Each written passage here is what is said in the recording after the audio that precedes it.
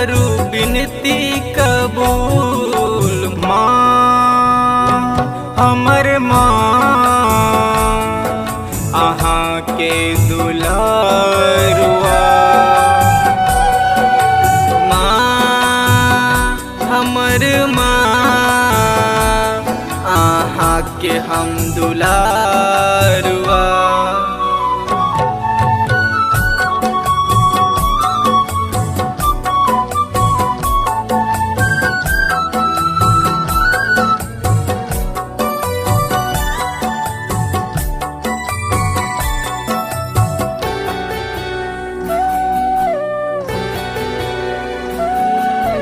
दर पे एलो आहाँ के पुजारी बन के, पूरा करू सपना हे माँ शारदे। दर पे एलो आहाँ के पुजारी बन के, पूरा करू सपना हे माँ शारदे। करू कृपा हे जननी माँ अर्जी लगौने छी हम। करू ने देर आबू सबेर आब कौन भरम।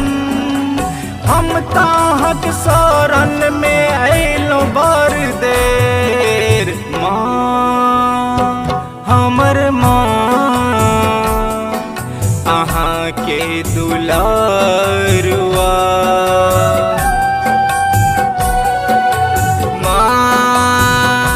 हमर माँ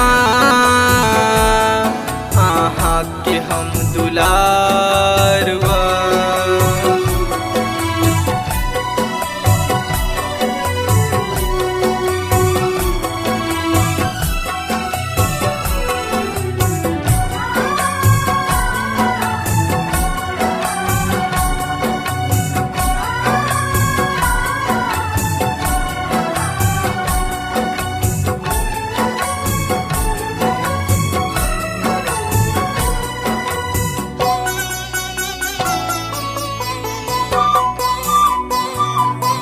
हंस पे सवार भके आबू हमर माँ, वेद के ज्ञान दियो बिना बाल माँ।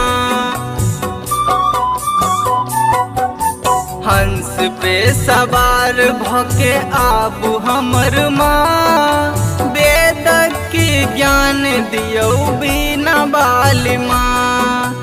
कमल खिलल बिना बजल पूजा के थाली सजल, अमोद मुखिया अनमोल रैना गबैया ई भजन। आब त बिनती सुनियो कमलासनी माँ, कोनो गलती या कोनो भूल माफ करू करू बिनती कबूल। माँ हमर माँ अहाँ के हम दुलारुआ। अहाँ के हम दुलारुआ।